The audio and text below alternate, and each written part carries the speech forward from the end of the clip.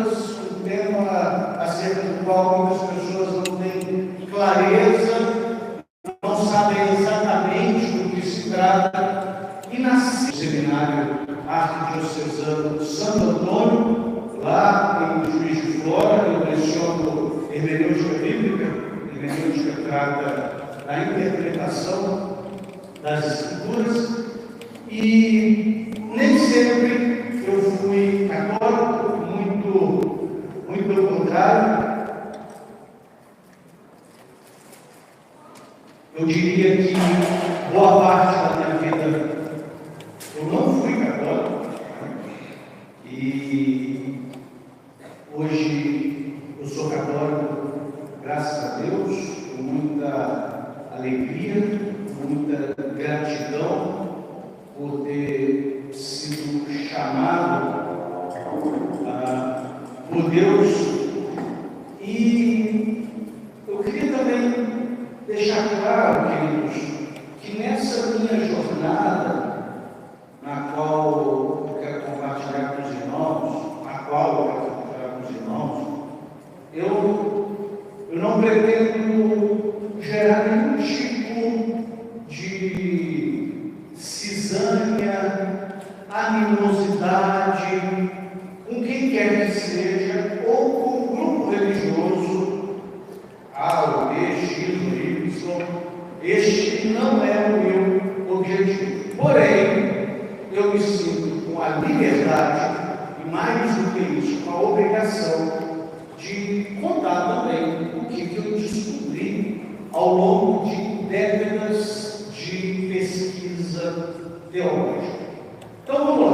Eu combinei com o padre que eu ia contar a minha jornada rumo à Santa Igreja Católica, e no final eu abri a oportunidade de fazer perguntas. Bom, eu nasci num lar católico não praticante. Meu pai sempre acreditou em Deus, mas religião para ele nunca foi um assunto de primeira importância. Meu pai nunca teve uma prática religiosa. E a minha mãe, quando eu nasci, era uma católica que estava afastada da igreja, de tal modo que, com 1 mês de idade, eu fui batizado na Santa Igreja Católica. Isso em 1981.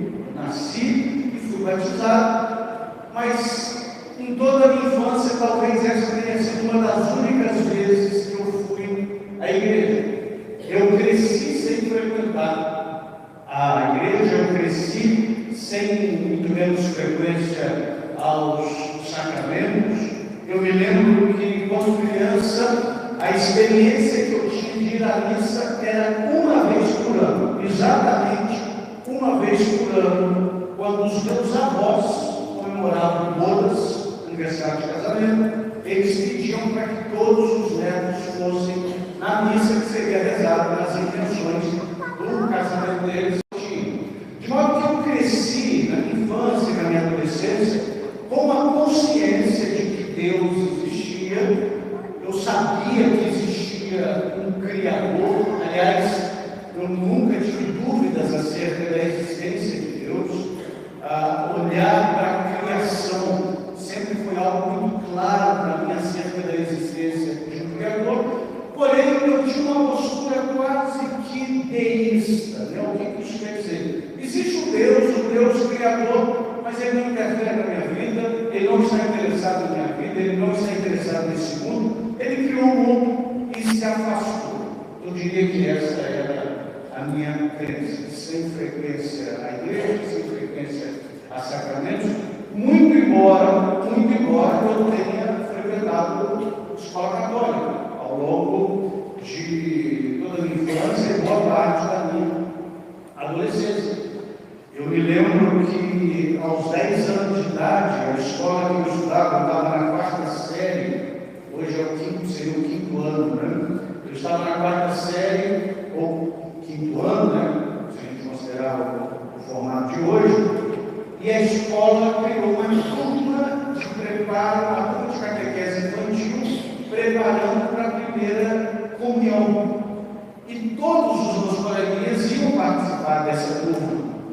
E eu falei, eu também vou, vai todo mundo, eu também vou. E quando ia começar a catequese, eu me lembro que a coordenadora da escola foi até a nossa sala e disse: olha, gente, vai começar a catequese para a primeira comunhão. Eu quero dizer para vocês que essa decisão de fazer a primeira comunhão não é do papai, da mamãe, da vovó, do vovô, do padrinho, da madrinha. Essa decisão é sua. Então, se você não quiser, não precisa fazer. Tá? Então, não vou fazer, não. Eu lembro com 10 anos de idade, eu tive essa noção. E você sabe de manhã, eu ia pegar as crianças, sabe, eu fui jogar bola, soltar pipa, ficar de esconde-esconde. Então, eu vivo a minha vida sem contato com a religião. A adolescência começa, a gente começa a se envolver com coisas que não me... As apresentações natalinas do coral da igreja presbiteriana de Juiz de Fora. Igreja presbiteriana, igreja protestante, a igreja evangélica, de quem calvinista. Minha prima frequentava essa igreja e ela disse: olha, o coral vai apresentar músicas natalinas, você não quer ir lá assistir? Vamos. Fui lá, assisti e eu fiquei encantado. De fato, eu fiquei encantado com a riqueza artística daquele coral, muito bonito, as canções, as letras das canções, e eles cantavam canções como Ressuscitou, Vivo Está, ou O Anjo Proclamou o Primeiro Natal, e aquelas letras começaram a tocar no meu coração, e uma coisa que fez muito sentido para mim foi perceber que era possível ter um relacionamento com Deus. Olhando para aqueles jovens, era um coral de maior parte jovens, aqueles jovens orando e cantando, e tendo uma comunhão, eu dizia, eles estão vivenciando algo que eu não sabia ser possível. Eu faço amizade com aqueles jovens da igreja, eu começo a me envolver com eles e começo a frequentar a igreja presbiteriana, com 16 anos de idade, e as coisas começam a caminhar. Eu me torno presbiteriano, eu preciso ser batizado, muito embora eu já era batizado na igreja católica, a igreja presbiteriana da qual eu fazia parte não reconhece o batismo católico, então eles exigem que eu seja batizado, eu aceito, sou batizado, começo a me aprofundar nos estudos da igreja presbiteriana e logo me torno líder de grupo de adolescentes, líder de grupo de juventude, me torno professor. Você já ouviu falar da escola bíblica dominical?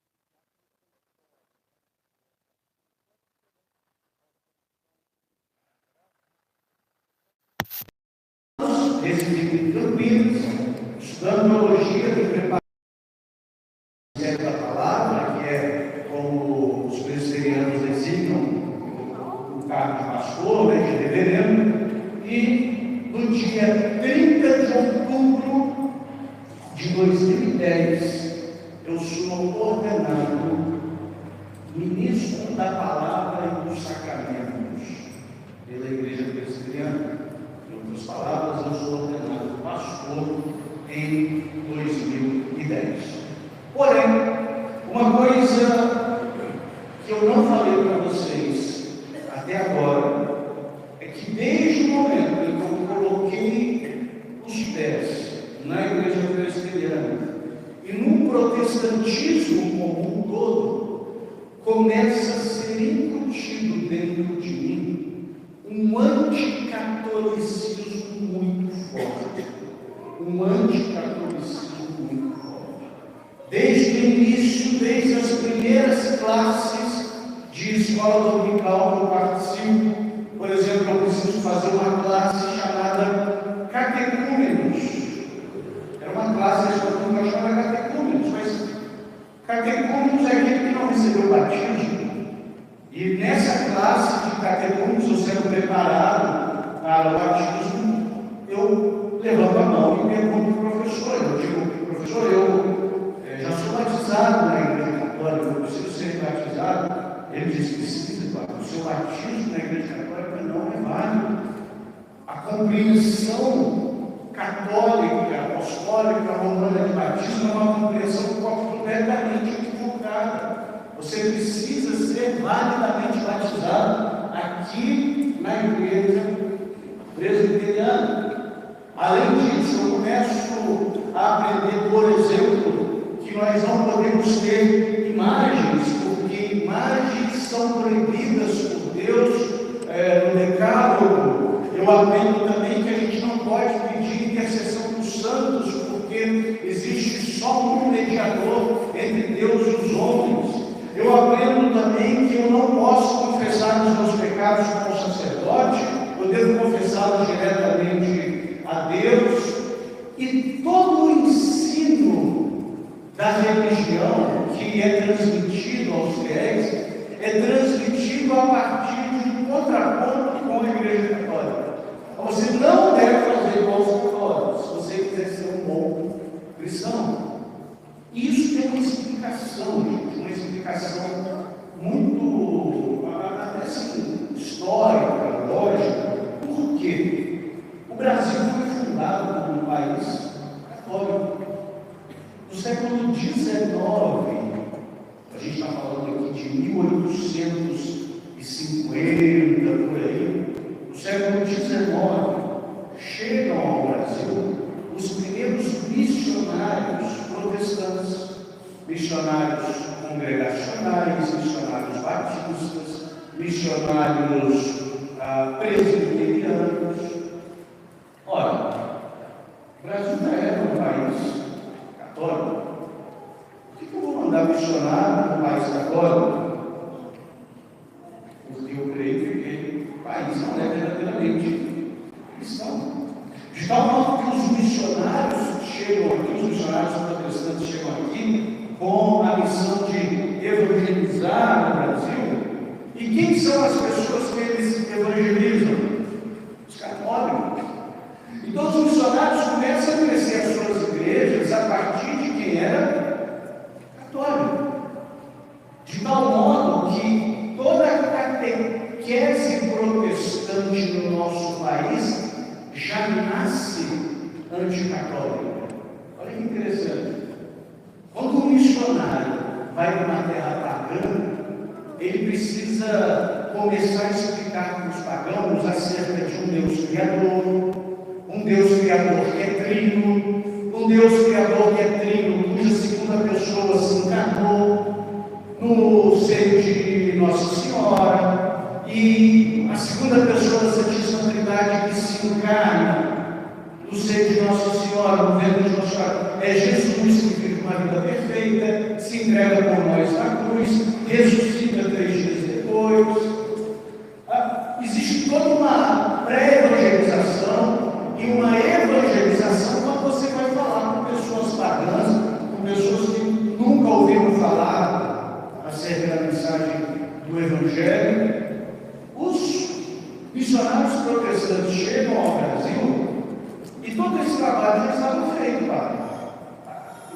Nós já sabíamos de um Deus trino, um Deus que se tornou de nós, que veio em carne, pele e osso, que viveu uma vida perfeita.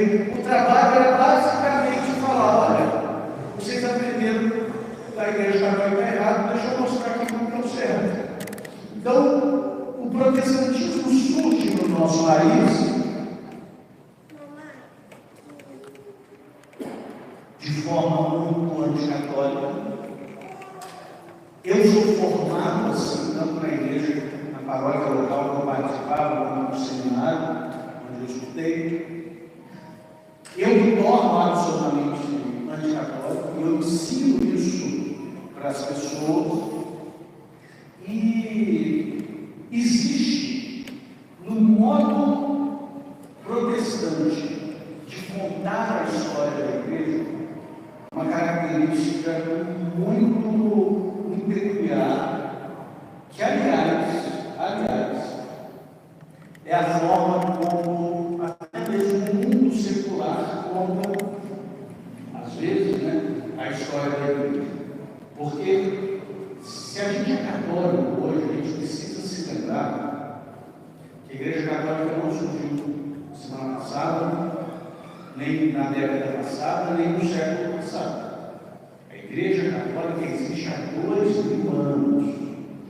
São 2 milênios de uma linha ininterrupta de sucessores dos apóstolos que carregam o depósito da fé imaculado, sem mancha, sem alteração. São 2.000 anos de história.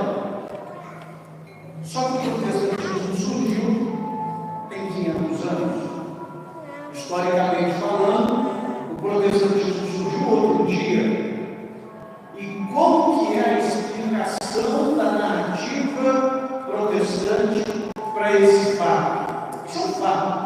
A Igreja Católica existe antes da Igreja Presbiteriana, Batista, Assembleia, Adventista, etc. Qual que é a explicação para isso? Os protestantes têm uma explicação. E essa explicação que foi citada, e essa explicação que eu ensinei durante muito tempo.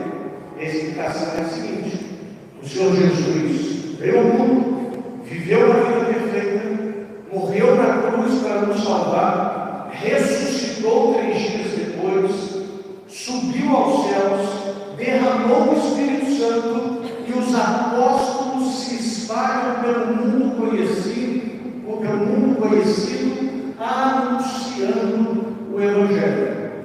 E São Paulo viajou todo mundo conhecido, São Pedro foi pregando em vários lugares até chegar em Roma, os demais apóstolos vão pregando e vão se espalhando, e a igreja foi fiel no século I, no século II, no século III, até que no século IV o imperador romano Constantino se converte.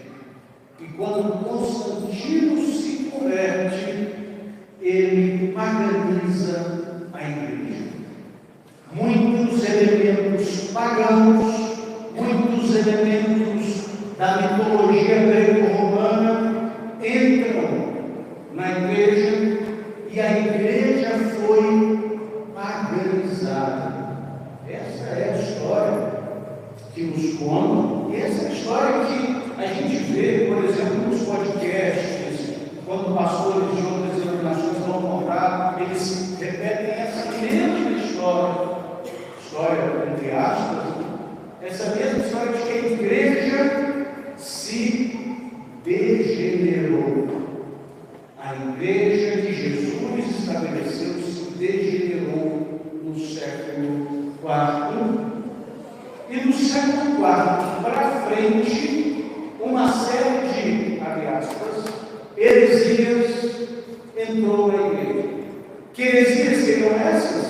Eu já falei para vocês. Imagens, devoção à Nossa Senhora, oração pelos mortos, pedido de intercessão dos santos, crença no purgatório, a crença na presença real de Jesus na Sagrada Eucaristia. Todas essas, de novo, gente, entre aspas, heresias foram acrescentadas depois que Constantino se converte, depois que Constantino faz com que cesse a perseguição aos cristãos, e a igreja vai entrando numa espiral descendente em imoralidades, em erros teológicos, no século XVI, Deus levanta Martinho Lutero, Deus levanta João Calvino, para que estes homens trouxessem a igreja de volta para aquilo que Jesus tinha planejado, para aquilo que a gente enxerga na Bíblia, para aquilo que supostamente é chamado de igreja primitiva. Essa é a visão da história da igreja, segundo os protestantes, segundo eu aprendi, segundo me ensinaram. E isso é tão forte, gente, mas tão forte, que é o seguinte: deixa eu fazer uma pergunta para vocês. Os evangélicos que vocês conhecem, via de regra, batizam ou não batizam suas crianças? Não batizam. Ok. Olha só como isso é interessante. Olha só como isso é interessante. Eu era pastor da igreja presbiteriana. E a igreja presbiteriana batiza crianças. A igreja presbiteriana batiza crianças. A igreja presbiteriana batiza recém-nascidos, inclusive.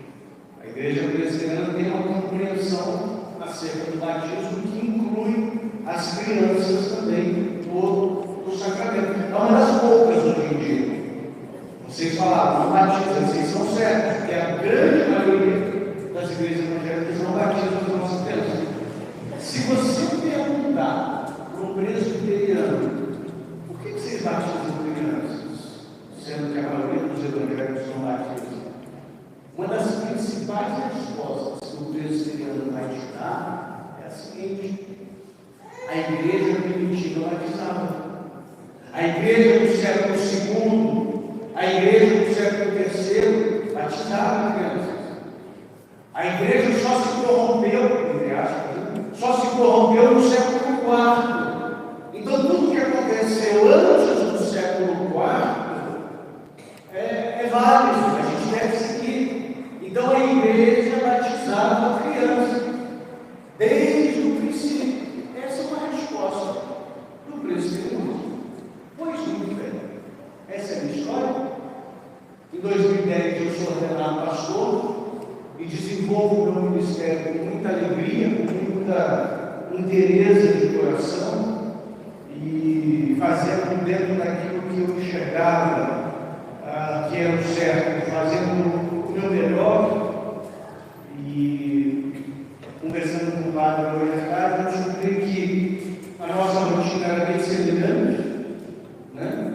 Quando eu era pastor, a minha rotina era visitar os enfermos, visitar os idosos, levar a comunhão, que a gente chamava de Santa Ceia, para quem não pudesse comparecer na igreja por motivo de saúde, aconselhar as pessoas. Eu não atendia confissão, porque não existe esse sacramento, mas atendia pessoas que estavam em crise, precisavam de um tipo de conselho, de direcionamento, celebrava cultos.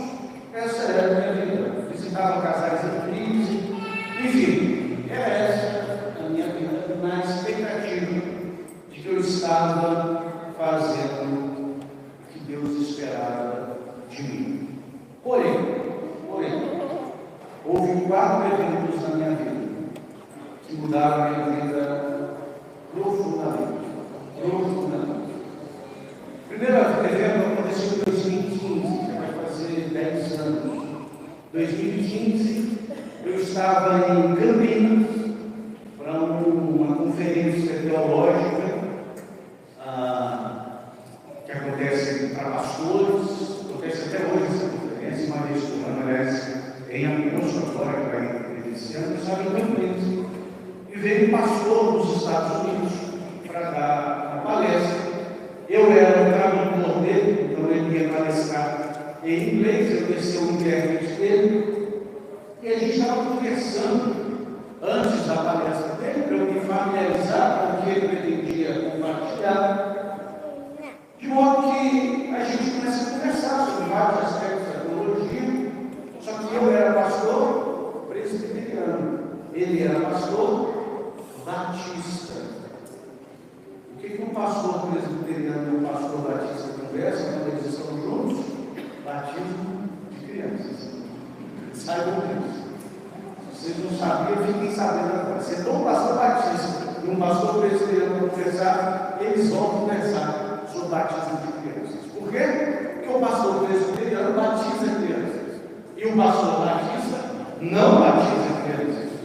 E a gente começou a conversar. E essa conversa virou um debate. E eu comecei a passar um monte de argumentos bíblicos para apoiar a minha tese de que devemos batizar crianças. E ele começou a lançar uma série de argumentos bíblicos para apoiar a tese dele de que não devemos batizar crianças.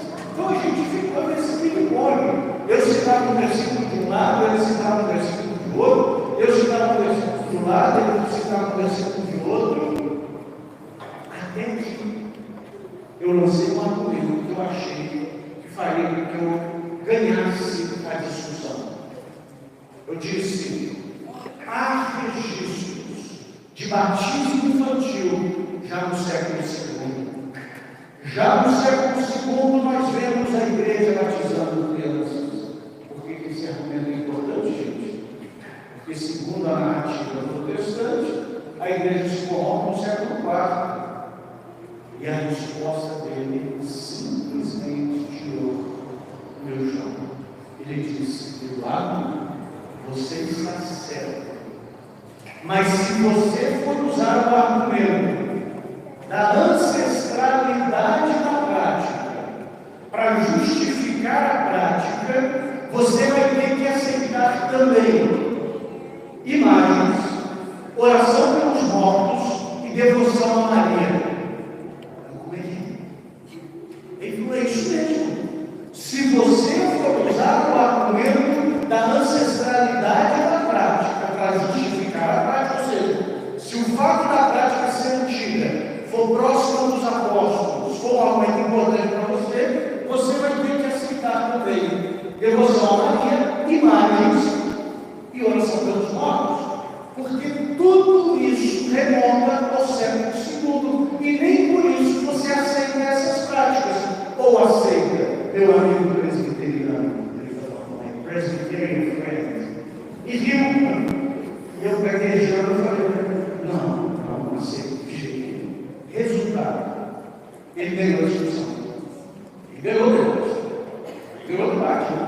Ele me colocou numa sinuca, ele apresentou um argumento no qual não tinha respostas. Porém, aqui você deu uma luzinha na minha cabeça. Não, peraí. Me ensinaram que essas práticas abomináveis do romanismo, que os protestantes falam da Igreja Católica como romanismo, do papismo, essas práticas abomináveis surgiram na Idade Média. Ele está me dizendo que essas práticas são tão antigas quanto o século II, não é possível. Esse foi o primeiro evento.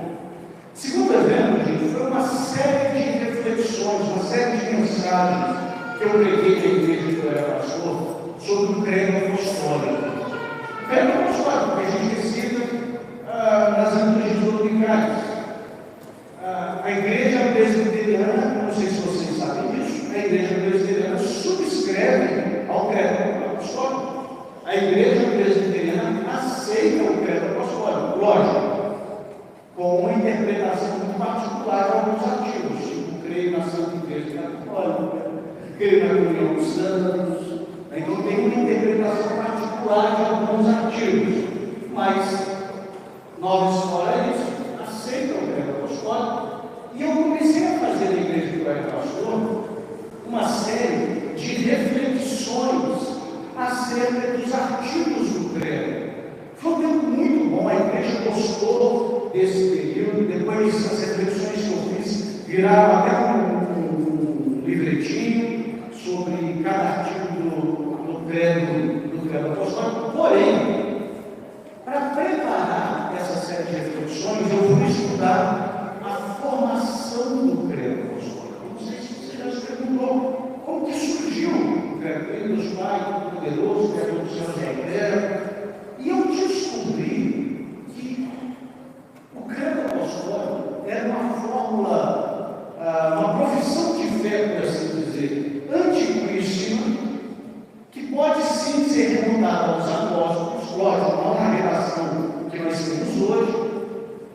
mas que ao longo dos séculos foi sendo desenvolvida, e eu me deparei com 4 homens que foram fundamentais na elaboração das verdades de fé contidas no credo, tal qual as conhecemos. Esses 4 homens foram Santo Atanásio, São Jerônimo, Santo Ambrósio e Santo Agostinho. Eu comecei a estudar a vida desses homens, estudar os escritos desses homens, e eu comecei a perceber que existia um monte de coisa que eu só acredito hoje por causa desses homens. Por exemplo, a Santíssima Trindade. A igreja presbiteriana, a igreja para a qual eu era pastor, é uma igreja que crê na Santíssima Trindade. E eu percebi, eu descobri, por exemplo, na época de Santo Atanásio, muitos e muitos bispos não eram trinitários, pelo contrário, eles eram aderentes a uma heresia chamada de arianismo. E Santo Atanásio foi aquele que pagou com a própria liberdade, por vezes, para defender o dogma da Santíssima Trindade, a verdade da Santíssima Trindade. E ele foi preso, foi exilado por isso.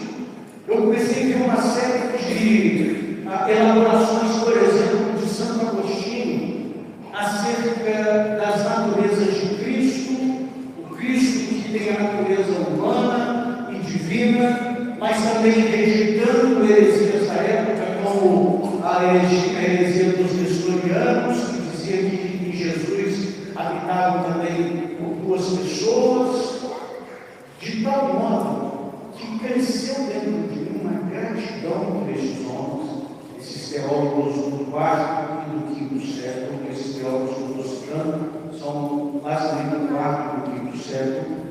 Eu descobri que se não fosse por causa destes homens, a gente não creria em Deus da forma que a gente crê hoje. É óbvio, Deus não permitiria que isso acontecesse, mas a instrumentalidade humana foram esses homens. E eu descobri uma outra coisa sobre esses homens. Eu descobri que todos eles eram profundamente devotos de Nossa Senhora. Eu descobri que todos eles rezavam pelos fiéis defuntos. Eu descobri que todos eles pediam a intercessão dos santos. Eu descobri que todos eles tinham profunda devoção pela Sagrada Eucaristia. E eu dizia, olha, como eu estudei esses homens no seminário, que a gente estuda no seminário protestante, eu só estudei o que eles disseram sobre cristologia e divindade. Eu não estudei o que eles eram devotos de Maria, eu não sabia que eles eram devotos da Sagrada Eucaristia, eu não sabia que eles rezavam pelos fiéis defuntos. E por um momento me ocorreu o seguinte pensamento: eles acertaram em coisas tão cruciais e erraram nisso. Que arrogância, né? Que arrogância. Eu estou certo e eles estão errados. Não é possível. Teve um terceiro episódio, também impactou muito, foi enxergar o atual estado do protestantismo mundial. Eu não sei se vocês sabem, mas hoje o protestantismo mundial está completamente desfacelado, completamente desfacelado. As igrejas protestantes originais, por assim dizer, elas já sucumbiram totalmente à agenda de uma cultura anti-Deus, de uma cultura contrária aos princípios do Evangelho. Deixa eu dar nome e exemplo para vocês entenderem o que eu quero dizer. Igreja anglicana na Inglaterra, igreja presbiteriana na Escócia, igreja luterana na Alemanha, igreja metodista nos Estados Unidos. Em todas essas igrejas que eu falei para vocês, se você chegar lá e disser que aborto é pecado, eles vão falar que você está lutando contra o direito das mulheres. Se você chegar lá e disser que casamento é entre um homem e uma mulher, eles vão te chamar de homofóbicos. Então, de um lado, a gente tem um protestantismo clássico que se tornou completamente mundano, completamente libertino, completamente liberal, por assim dizer. Mas do outro lado, a gente tem um protestantismo uma estética mais pentecostal, por assim dizer, que também coloca tudo no poder do homem decretar e realizar. É o homem que tem que decretar, é o homem que tem que fazer, é o homem que tem que dar ordens para Deus. Uma experiência religiosa que passa só pelo sensorialismo. A gente faz piada, né, na internet, por exemplo, as paredes de igreja, as igrejas de parede preta, né? Não sei o que. Eu tenho um amigo, eu tenho um grupo de WhatsApp, que sou eu e um monte de amigo pastor. Só tem pastor no grupo e eu. Né? O nome do grupo é Vossa Senhora, porque uma vez eu falei, né, sobre Nossa Senhora, aí eu disse, Vossa Senhora, meu amigo, não é porque você não reconhece que é Nossa Senhora. Se você disser assim, eu não sei quem você votou, não sei quem você votou, e nem quero saber, mas quem foi o presidente do Brasil? Eu não adianta você falar assim, não é meu presidente, não é meu presidente, é o segredo não, daqui a alguns anos você fala do outro. Aí eu falei isso para ele, você pode espernear, pode falar, você pode falar que ela não é sua senhora, ela é sua senhora. Sim, senhor, o nome do grupo ficou Vossa Senhora. Né? Então a gente tem alguns debates quentes nesse grupo, mas a amizade permanece. E aí, um amigo meu que é pastor de uma igreja de parede preta, cheia de holofotes, falou assim, o Edu, para se referindo a mim, o Edu quer os holofotes. Eu tive um print da igreja dele, que tinha no Instagram, postei no grupo e falei, a igreja do cara literalmente tem holofote. E ele veio falar que não quer holofote, sou eu.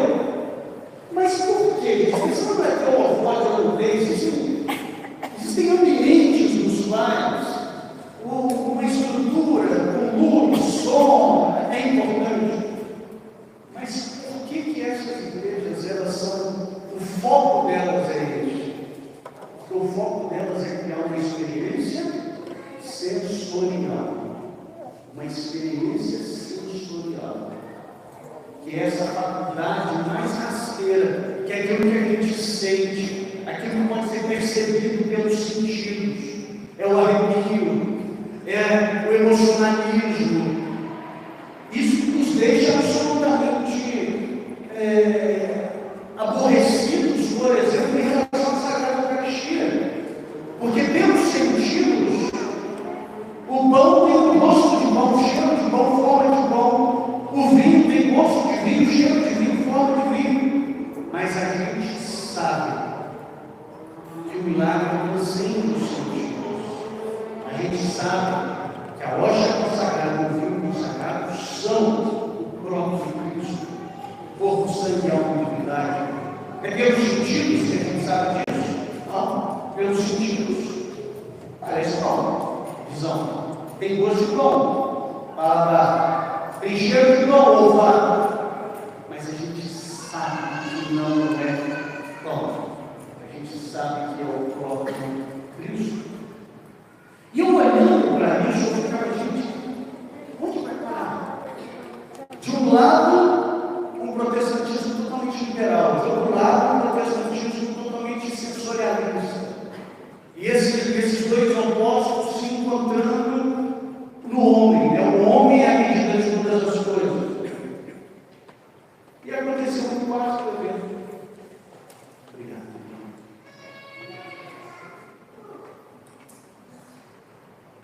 Aconteceu um quarto evento. Foi fundamental para minha jornada.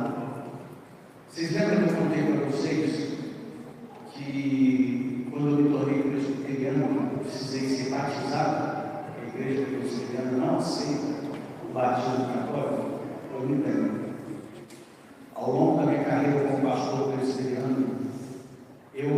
rebatizei dezenas, talvez centenas de católicos, infelizmente. Rebatizei não, né? Rebatizei um só. Eu fiquei água na cabeça de um monte de ex-católicos. E eu era pastor na cidade do Rio de Janeiro. Chegou um casal ali na igreja, que começa a frequentar. Esse casal me procura, dizendo que quer se tornar membro da igreja. E eu falo, pois não, vocês podem se tornar membro, mas vocês precisam ser batizados. Um rapaz, ele nunca tinha sido batizado em igreja alguma. Ele falou, pois não, pastor, eu quero mesmo ser batizado. E a esposa falou, não, pastor, eu já sou batizada. Eu não preciso ser batizado de novo. Eu falei, você é batizado aonde? Porque a igreja presbiteriana aceita o batismo da Assembleia, da Quadrangular, da Batista, da Luterana, só não aceita o católico mesmo, praticamente. Para não dizer que não aceita o da católica, só da católica, a igreja presbiteriana não aceita o da católica e da universal, que não aceita. São as outras que não aceitam, ou seja, coloca católico e universal ali. Enfim, eu perguntei para ela, você foi batizada onde? Ela falou, eu fui batizada na igreja católica. Aí eu, deixa eu explicar. O seu batismo não foi válido. E deixa eu contar uma coisa para vocês. Até aquele momento da minha jornada, todas as vezes que eu falei isso, qual que era a resposta da pessoa que queria se tornar membro da igreja? Ok, pastor, vamos batizar. Você não foi válido, não foi válido, vamos batizar. A resposta dessa moça foi, como não foi válido? Eu acho que foi. Eu disse, não foi válido. Aí eu tentei explicar para ele, não. Batismo é um só. Eu não aceito ser batizado de novo. Aí eu endureci e falei, se você não for batizada, você não pode se tornar membro dessa igreja aqui. Aí ela falou, eu posso frequentar? Eu falei, frequentar fora. Eu falei, não. Ela não aceitou, foi a primeira vez que ela não aceitou se batizar. O marido dela aceitou se batizar, inclusive eu batizei o esposo dela, ele não era batizado em lugar nenhum. E eu falei assim, vou pegar essa moça, eu vou estudar a teologia sacramental católica para mostrar para ela que o batismo católico é válido. Não pode.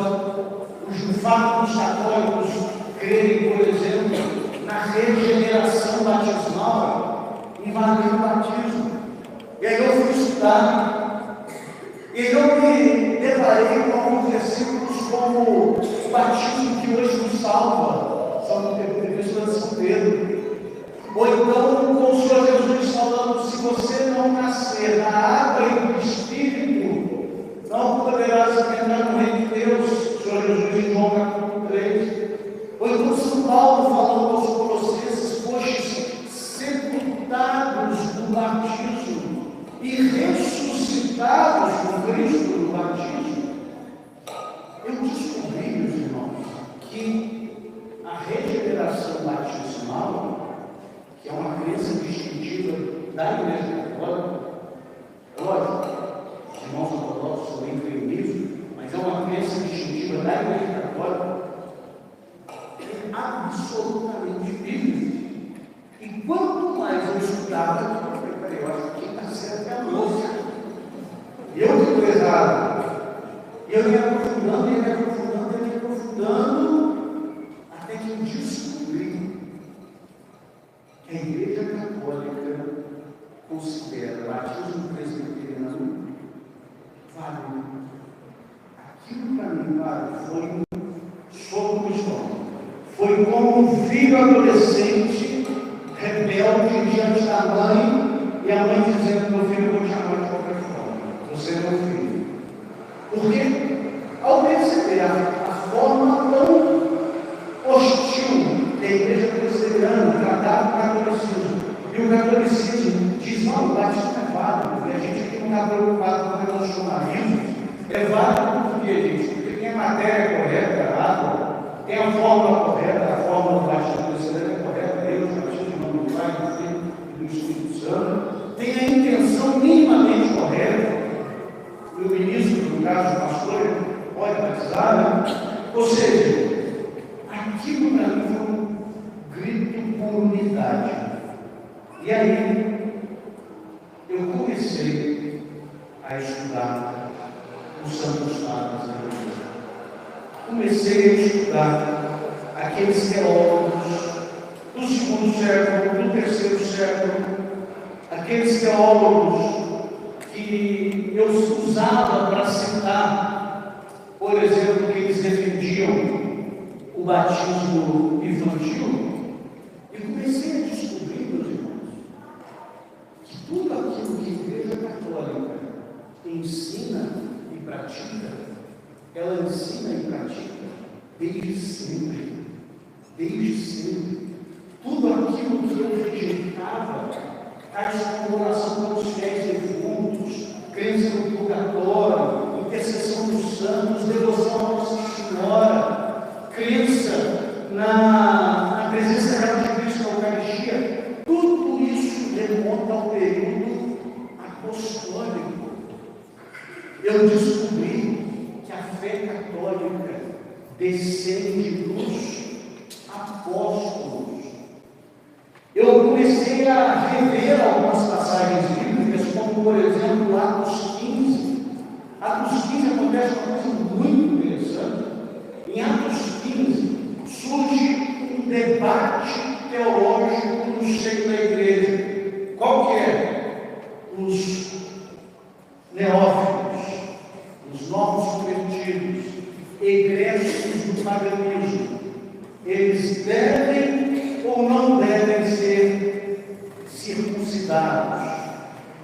Circuncisão, vocês sabem, é a remoção da pele do prepúcio, aquela pele que envolve a glande, na genitália masculina, e na antiga aliança, a remoção dessa pele, a remoção do prepúcio, a remoção dessa pelinha que envolve a glande na genitália masculina, chamada de circuncisão, era o símbolo da aliança, era o sinal da aliança, era o que marcava o pertencimento ao povo de Deus. Por isso que Abraão foi circuncidado, circuncidou seu filho Isaac, circuncidou seu filho Jacó, circuncidou seus 12 filhos, e desde então, todas as vezes que um pagão se tornava prosélito, que ia aderir ao judaísmo, ele era circuncidado. Jesus foi circuncidado, foi circuncidado. De tal modo que a igreja surge, os apóstolos eram judeus, Jesus era judeu, Jesus era o Messias dos judeus para o mundo todo, e um monte de pagãos que não eram circuncidados começam a se converter. E surge uma pergunta: devemos ou não devemos circuncidar os homens egressos do paganismo? E essa gente hoje, graças a Deus, nós resolvemos, homens presentes, graças a Deus, esse assunto já foi resolvido. Mas na época era um assunto muito importante. Pessoas apaixonadamente defendiam que sim, tinha que circuncidar os egressos do paganismo, e outros diziam que não era necessário. O que a igreja fez? Convocou um concílio. Eu lembro, eu relendo esse capítulo com essa noção de que, peraí, eles não foram assim, como a Bíblia diz. Desde que a minha interpretação, porque olhando para a Bíblia, quem era a favor da circuncisão, elas fazem a Bíblia. Deus tinha dito para Abraão, é um sinal perpétuo da aliança. A circuncisão aqui está na Bíblia. Só que a igreja convoca um concílio composto por apóstolos e presbíteros.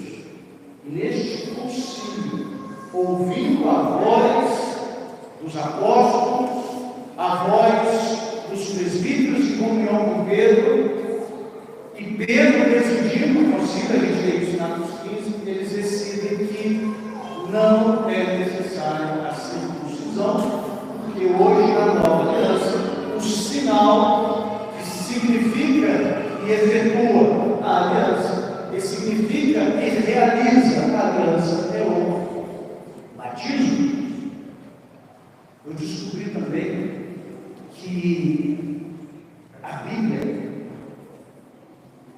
é um presente de Deus para nós. Nós devemos ser gratos a Deus pela Bíblia, devemos ser gratos a Deus pela Bíblia, mas a gente precisa colocá-la no lugar onde Deus planejou que ela estivesse. Deixa eu fazer uma pergunta filosófica para vocês. Eu não vou fazer pergunta filosófica. Esse celular é bom?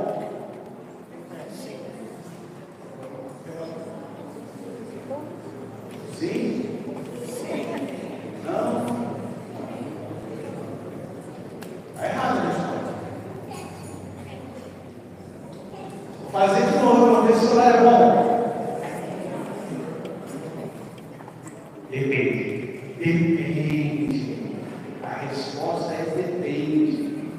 Esse celular é bom? A pergunta, antes de vocês responderem, você tem que falar o seguinte: para quê? Para quê?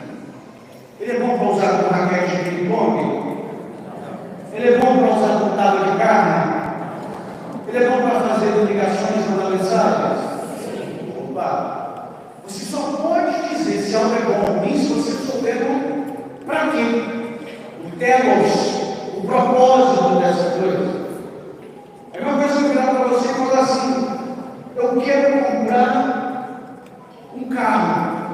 Que carro que eu compro? Você precisa fazer uma outra compra de carro. Para quê? É para você trabalhar, você viajar, você tem família, você tem filhos. É para usar na cidade, é para usar na estrada. Eu tenho 8 filhos e quero comprar um esportivo de 2 lugares. Não dá. Então você precisa saber para quê? Por que eu estou dizendo isso? Porque eu sou muito grato a Deus pela Bíblia Sagrada. A Bíblia é a palavra de Deus, a Bíblia é inspirada por Deus, a Bíblia é inerrante, é infalível. Tudo isso que os nossos irmãos protestantes dizem sobre a Bíblia é verdade, até porque quem disse isso é a igreja. É a igreja que diz que a Bíblia é a palavra de Deus, que a Bíblia é inspirada por Deus, que a Bíblia é inerrante e infalível. É a igreja que diz.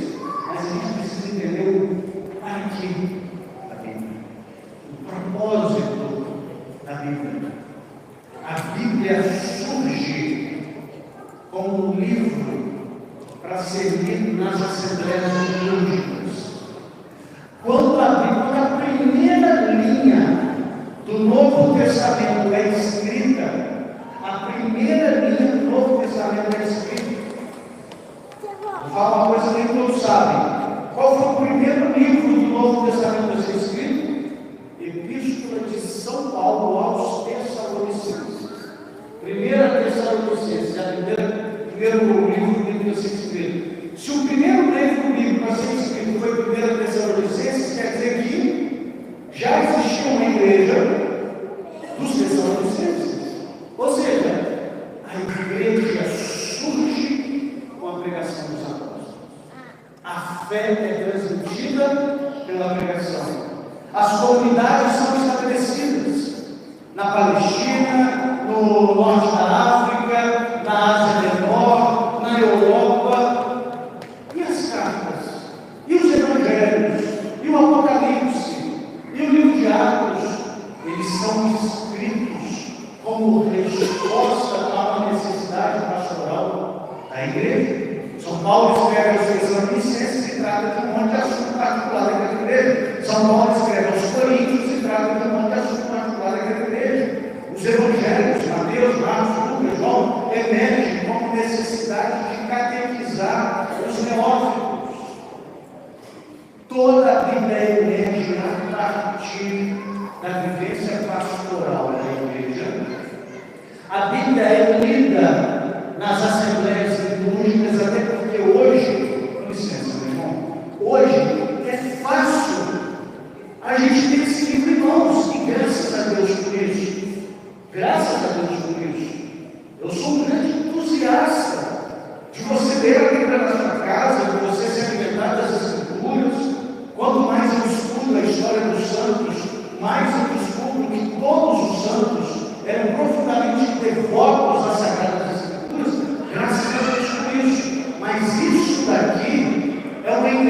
invenção graças à invenção da imprensa. Antes de inventarem a imprensa, os livros eram feitos à mão. No século I, século II, século III, século IV, cada livro era um rolo imenso. Não tinha como alguém carregar debaixo do braço todas as cartas dos apóstolos. Como que a igreja sobrevive durante 1500 anos sem uma Bíblia impressa? Por meio da pregação. Por meio da pregação. A pregação que emanava assim das Escrituras, mas por meio da pregação. De tal modo que é muito fácil eu falar, só Bíblia, eu só creio na Bíblia. Mas se você só crê na Bíblia, como é que você sabe que os livros que estão na Bíblia deveriam estar na Bíblia? Eu descubro isso também, meu irmão. Eu descubro, por exemplo, que foi a Igreja Católica em concílios regionais no final do século IV, concílio de Roma, 382, concílio de Cartago, 393. A Igreja reúne para dizer: esses livros pertencem à Bíblia, e esses não. A gente pega a Bíblia, estou falando aqui, por exemplo, do Novo Testamento, são 27 livros do Novo Testamento. Deus, Marcos, Lucas, João, Marcos, Romanos, Coríntios, Gálatas, Efésios, Colossenses, por aí vai. Como é que a gente sabe que esses 27 livros deveriam estar na Bíblia? Onde é que está essa lista? Qual apóstolo? Talvez São João poderia ter feito isso. São João morreu, mas não sei. Ele poderia ter feito: a gente, antes de morrer, deixa eu falar para vocês, esse livro aqui, vocês devem considerar como sagrado. Ele fez isso? Não. Quem determinou esses livros são canônicos, inspirados, inerrantes, infalíveis. Estes não são. Quem fez isso? A Santa Igreja Católica. Se nós temos uma Bíblia hoje, nós devemos a Santa Igreja Católica. É muito fácil, depois que uma igreja canonizou, escreveu os livros, canonizou os livros, preservou os livros, depois de uma revolução tecnológica, que foi a invenção da imprensa, dizer: eu só preciso da Bíblia. Ah, irmão, legal você falar isso. Depois que está tudo pronto, os canais só precisam da Bíblia. Como que a igreja sobrevive? Eu tenho alguns amigos protestantes que dizem: não, a igreja, os cristãos sempre souberam o que era a Bíblia e o que não era a Bíblia. Existia no seio da igreja pessoas que tinham menos livros da Bíblia. Existia um herege do século II chamado Marcião. Ele queria menos livros, ele achava que na Bíblia só era da Bíblia, o Evangelho de Lucas, Atos e as cartas de São Paulo. Mas existiam outros que queriam mais livros na Bíblia. Por exemplo, os gnósticos queriam o Evangelho de Tomé, Apocalipse de Pedro, Atos de Paulo, uma série de livros pseudo-epígrafes. Eles queriam colocar no Novo Testamento. E um monte de livro que está no Novo Testamento hoje, isso é muito importante, um monte de livro que está no Novo Testamento hoje foram debatidos. Como assim, Eduardo, debatidos? Apocalipse. Tinha gente que não queria Apocalipse também. Hebreus, 1ª, 2ª e 3ª João, 2ª Pedro. Ou seja, houve muitos escritos bíblicos que só. Por quê? Porque a Igreja Católica, reunida em concílios, disse: esses livros são canônicos. E aí, eu me deparo com um versículo. Eu disse para vocês: não há nenhum versículo bíblico dizendo quais são os livros que devem compor a Bíblia, e nem muito menos não há nenhum versículo bíblico que diz que a gente só precisa da Bíblia. Porque a alegação é que eu só preciso da Bíblia. Eu não preciso de igreja, não preciso de sacerdote, não preciso. Eu e a Bíblia me resolvo com Deus. Se não está na Bíblia, em lugar nenhum, ironicamente. Mas eu me deparo com 1 Timóteo, capítulo 3, versículo 15. Se alguém me perguntasse quando eu era pastor Eduardo, qual que é a coluna da verdade? fundamento da verdade. Qual que é o baluarte da verdade? Quem corresponderia? A Bíblia. Lembra que eu disse para vocês? Antes de você responder se algo é bom, você tem que saber o para quê. A Bíblia é boa? A Bíblia é uma bênção maravilhosa. Mas você tem que saber o para quê. Você não pode pegar a retirar da igreja e falar, agora eu vou interpretá-la sozinho, porque Deus ilumina só a mim. 1 Timóteo, capítulo 3, versículo 15. Todavia, se eu bradar, Timóteo, São Paulo escrevendo a Timóteo, se eu bradar, Timóteo, quero que saibas como deve portar-te na casa de Deus, que é a igreja do Deus vivo, coluna e baluarte da verdade. Coluna e baluarte da verdade. Qual que é a coluna da verdade? A igreja. A Bíblia diz que a coluna e baluarte da verdade é a igreja. Por quê? Porque Jesus não nos deixou um livro. Jesus nos deixou uma igreja. E essa igreja nos entregou o livro. Jesus disse para os apóstolos: quem os ouve, a mim ouve. Jesus envia os apóstolos e diz: vão por todo mundo e preguem o evangelho a toda criatura, e eis que estarei convosco todos os dias, até a consumação dos séculos. O plano de Jesus não foi: vamos escrever um livro, depois que ele terminar, vocês dizem cópias para o mundo inteiro. Não. O plano de Jesus para vocês: vão e anunciem o evangelho. À medida que eles foram anunciando o evangelho, igrejas foram surgindo, igrejas particulares foram surgindo, e eles foram escrevendo as cartas para pastorear essas igrejas. Diante disso, meus irmãos, eu tive que tomar uma decisão. Eu fui conversar com minha esposa casada com um pastor. Eu falei: amor, preciso conversar com você. Eu estou desconfiado que a igreja católica é a igreja de Jesus fundou. E se isso for verdade, a gente vai ter que se tornar católica. Ela regalou os olhos, deu um passo para trás e falou: calma, você tem uma hipótese, vamos investigar. Fantástica a resposta dela. Você tem uma hipótese, vamos investigar. Eu já tinha investigado, né? Só por vontade dela. Mas ela não. Eu lembro que ela começou a investigar também. Foi um período muito difícil no nosso casamento, porque eu era pastor de tempo integral. Eu vivia para a igreja. Eu falo de tempo integral porque alguns pastores são de tempo parcial, eles têm outras profissões. Então, não. A igreja pagava o meu salário, a igreja pagava o meu aluguel, a igreja pagava o meu INSS, meu fundo de aposentadoria, meu plano de saúde e, inclusive, o plano de saúde da minha família. Eu era completamente sustentado pela igreja presbiteriana.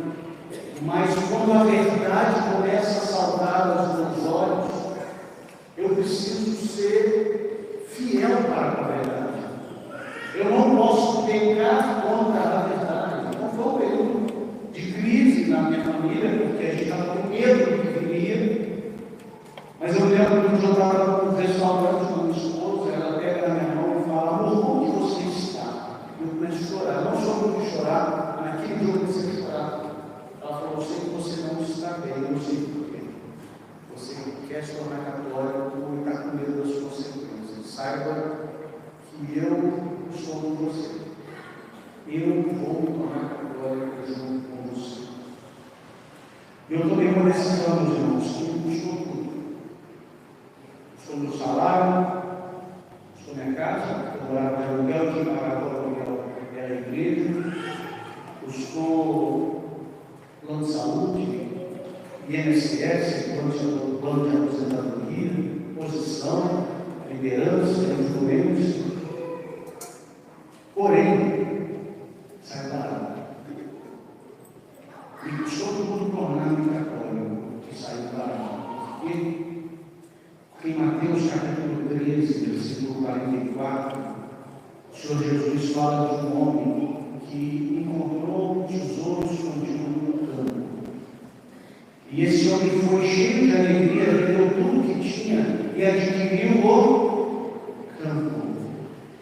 E por vezes o campo não vale tudo que a gente tem, mas o tesouro que tem no campo vale infinitamente mais do que tudo que a gente tem. Eu descobri na Santa Igreja Católica o Cristo Eucarístico. Na Santa Igreja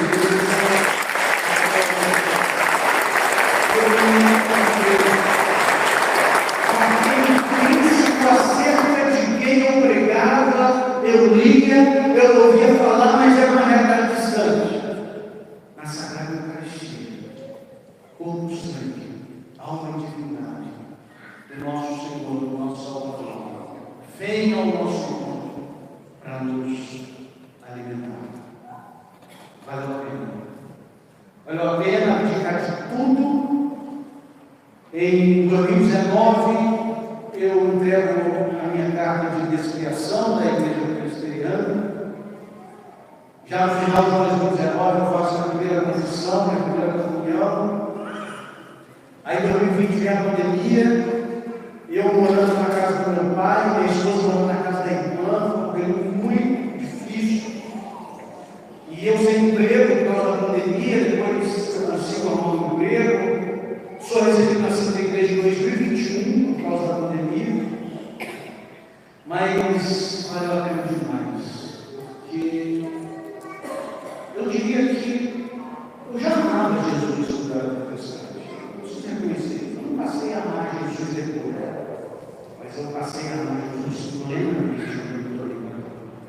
Ao tornar-me católico, eu entrei na plenitude de Cristo, que é aquilo que está escrito em Efésios, capítulo 1, versículo 22 e 23, onde São Paulo diz: Deus sujeitou todas as coisas aos seus pés e constituiu Jesus o chefe supremo da igreja, que é o seu corpo, o receptáculo daquele que enche tudo em todas as coisas, ou a plenitude daquele que enche tudo em todas as coisas.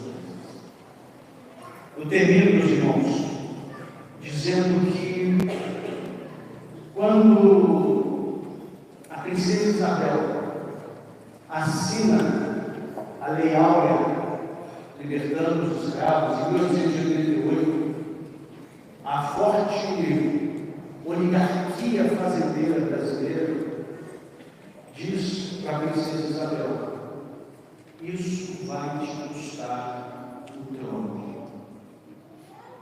Você ter assinado a Lei Áurea vai te custar o trono. Tanto que, um ano depois, em 1889, acontece a proclamação da República. E sabe qual foi a resposta da princesa Isabel? 1000 tronos eu tivesse, 1000 tronos eu daria pela libertação dos escravos. Parafraseando a princesa Isabel, eu diria: 1000 salários eu tivesse, 1000 casas eu tivesse, 1000 planos de saúde eu tivesse, 1000 prestígios eu tivesse, 1000 vezes eu abdicaria para poder comungar uma única vez. Deus abençoe você.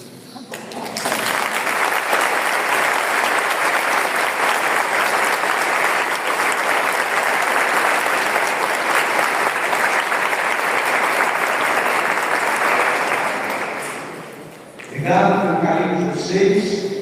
A gente vai para perguntas agora.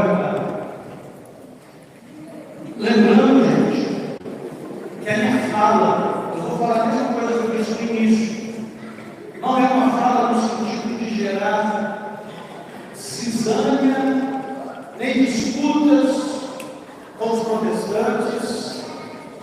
Eles estão nas comunidades eclesiais deles, ok? O meu ponto é dizer para quem é católico que aqui você tem tudo. Você não precisa sair de casa para buscar o que quer que for procurado. Aqui na Santa Igreja você tem a plenitude da fé. A minha fala não é para afrontar protestantes, a minha fala é para conscientizar católicos acerca da riqueza, do tesouro que nós temos, e por vezes não nos damos conta. Tá bom? Perguntas?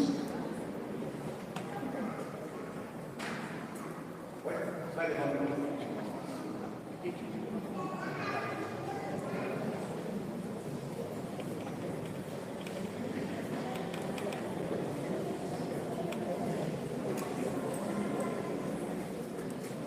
Eu teria 3 perguntas, no caso do professor, se possível. A primeira delas é com relação à questão do pentecostalismo, porque no meio protestante, eu creio que ele não era aceito até algum tempo atrás, eu acho meio vencido. Isso é verdade mesmo? É sempre. E a segunda delas é com relação a se o professor já teve contato com pastores envolvidos com a maçonaria, a caminhada da educação.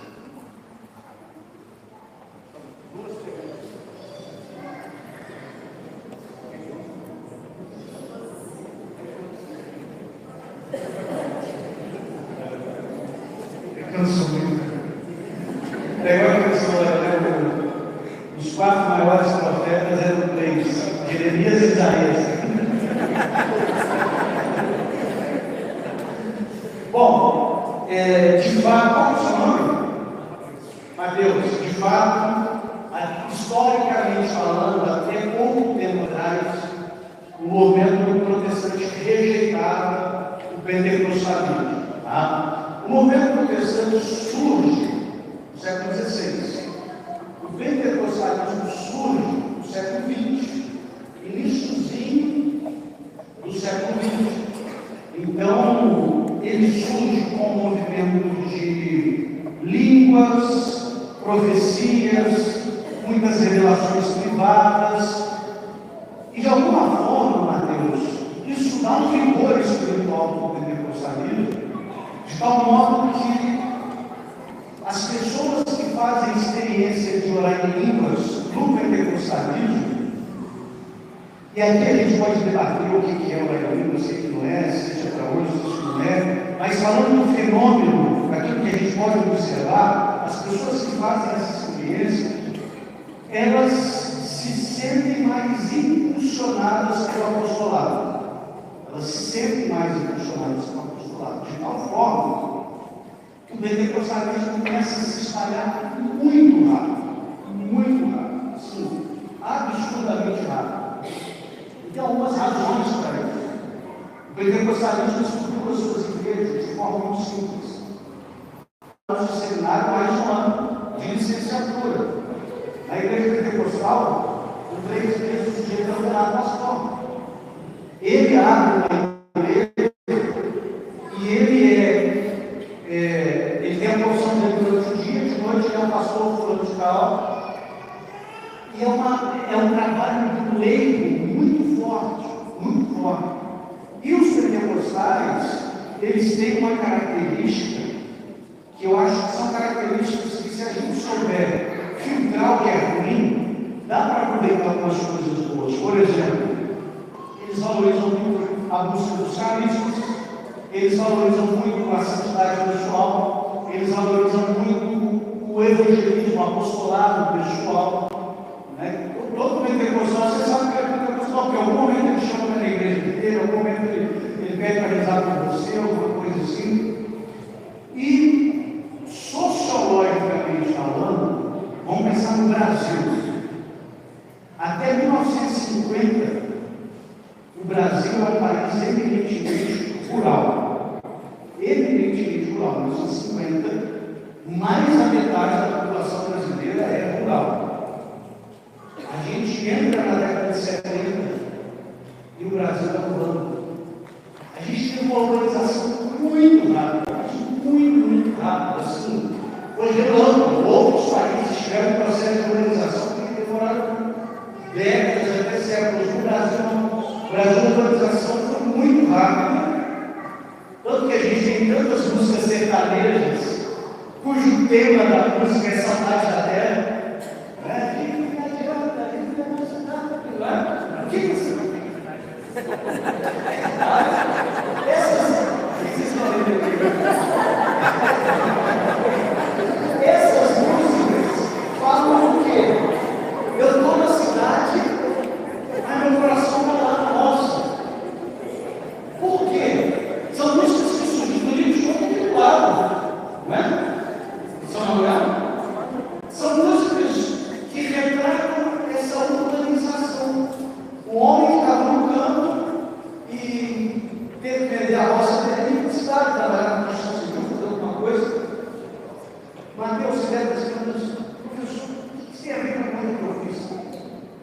pentecostais souberam fazer essa leitura do novo momento urbano brasileiro. E eles cresceram absolutamente nas periferias da transição. Os protestantes históricos, presbiterianos, metodistas, anglicanos, luteranos, não souberam fazer essa leitura. As igrejas presbiterianas, eu falo dos presbiterianos, não faço do presbiteriano, as igrejas presbiterianas nas cidades foram como que redutos da roça, foram como que redutos do interior, ao passo que os pentecostais começaram a entender a linguagem e chegar nas periferias e dar dignidade às pessoas, e pregar e transformar a de pai de família e transformar a gente na vida toda errada em uma pessoa direita. Então, isso gerou muito ciúme nas igrejas históricas. Existe essa ciumeira. Algumas igrejas históricas tiveram que se adaptar, como por exemplo, a Igreja Batista é uma igreja tradicionalista. Aí surgiu a Igreja Batista na Convenção Batista Nacional, que é uma batista pentecostal, uma batista que eles chamam de renovada, por assim dizer. Então, hoje os batistas crescem muito, porque eles fizeram essa leitura também. Só que os pentecostais, eles tinham essa questão da experiência do Espírito, eles tinham essa questão de falar em línguas, como eu disse, santidade pessoal, vigor pelo apostolado, pelo evangelismo, etc. Mas eles também tinham uma rigidez de uso de costumes muito forte. Mulher só podia usar saia, só podia usar véu. Alguns álbuns a mulher não podia nem depilar partes íntimas ou axilas ou qualquer coisa assim. Não podia cortar cabelo, homem não podia levar o bigode, toda essa questão. Na década de 70 e 80, chega no Brasil uma teologia importada nos Estados Unidos, que é a teologia da prosperidade. Os Estados Unidos, na década de 70 e 80, passou isso tudo que eu estou fazendo aqui, não é nem análise de fé, é análise histórica, sociológica do fenômeno mesmo. Nos Estados Unidos, existe uma geração chamada de baby boomers, que são aqueles que nasceram de 1945 a 1955. Houve uma explosão de nascimento de crianças, e essa geração foi a geração mais próspera da história. É uma geração que entrou na vida adulta com a expectativa de ter uma família e uma casa. E sai da vida adulta com 3 casas, 4 carros, muita prosperidade, porque foi um momento de prosperidade mundial, sobretudo nos Estados Unidos. Foi um terreno fácil para criar a mensagem de: se você não está prosperando, ele fala, você não está dando da igreja. Aí esses pregadores vêm para o Brasil, e onde eles encontram o terreno fértil? A população urbana da periferia. Que a gente vê de Macedo, Valdemiro Santiago, tudo isso que eles não são originais, eles importaram desses pregadores da prosperidade dos Estados Unidos. R.R. Soares. E a mensagem é: Deus existe para te fazer rico e saudável. Se você não é rico nem saudável, quer dizer que você não tem fé o suficiente ou você não está dando dinheiro para a igreja o suficiente. E aí as pessoas, em uma situação de miséria, ouvem isso, olha, eu quero isso. De modo que o pentecostalismo foi varrido pelo neopentecostalismo, que preserva algumas experiências do pentecostalismo antigo, sem os usos de costumes de saia, véu, cabelo, muito pelo contrário, mas acrescenta-se a isso a teologia da prosperidade. Você precisa ser rico e saudável, como prova de que você de fato serve a Deus. Isso é uma coisa maligna, demoníaca, porque por vezes a vida cristã é marcada por dificuldades, lutas, enfermidades, e no meio da dor a gente tem, enquanto católico, o privilégio de consagrar as nossas dores a Cristo, mas uma população desassistida, às vezes, à margem do próprio Estado, essa mensagem, de alguma forma, abençoa com ele. E respondendo a sua pergunta, sim, os protestantes históricos rejeitam, alijam os pentecostais e os neopentecostais. Porém, hoje, a grande maioria dos protestantes brasileiros são pentecostais e neopentecostais. Eu tenho amigos, eu já tive pastores presbiterianos, que de vez em quando caçou de mim, falando assim: olha, o censo do IBGE vai saber aqui o censo falando da religião. A sua olhada vai mostrar que os protestantes são maiores que os católicos. E a minha resposta é: cara, você nem concorda com esse protestantismo que está aí, você é presbiteriano, né? A sua igreja não está crescendo. As que cresceram são as igrejas que falaram, nem uma igreja que fica rica e saudável. E crescem.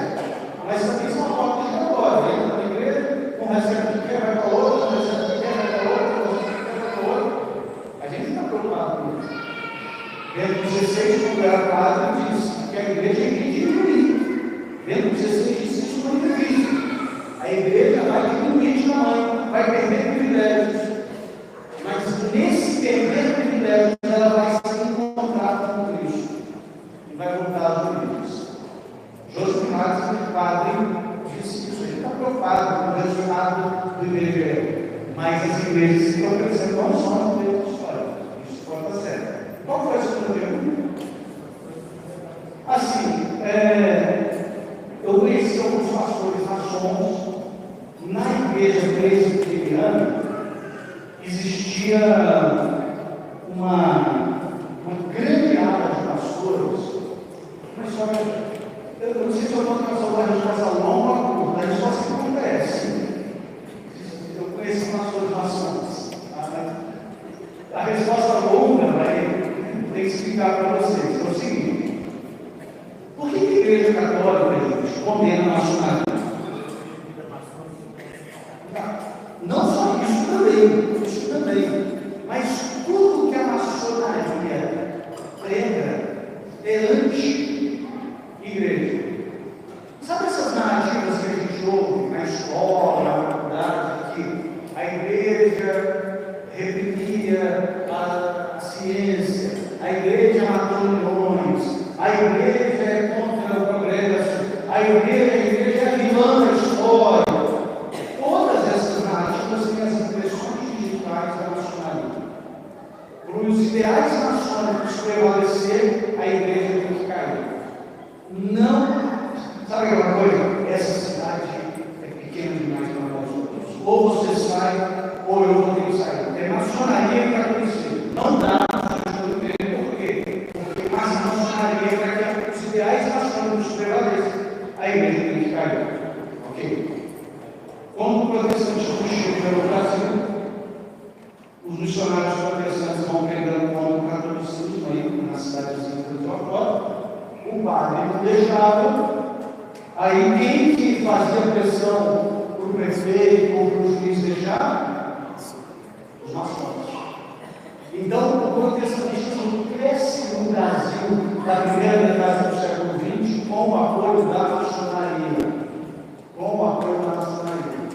Mais recentemente, Mateus, os protestantes começaram a entender que a maçonaria é incompatível com a fé cristã, e aí eles começaram a dar as costas para a maçonaria, que no caso deles é até uma ingratidão, porque eles cresceram no Brasil com a ajuda da maçonaria, mas eles começaram a dar as costas. Aí hoje, na igreja presbiteriana, tem uma lei que é o seguinte: é uma lei também confusa, né? Porque diz assim: o membro da igreja presbiteriana pode ser maçom, mas o pastor não pode. Só que se o pastor já era maçom antes dessa lei, ele pode continuar sendo. Mas se você é pastor, você não pode dar maçom. Se você é pastor, maçom, você não pode dar maçom. Então, respondendo a pergunta, sim, existe pastores maçons ainda na igreja presbiteriana, mas está diminuindo.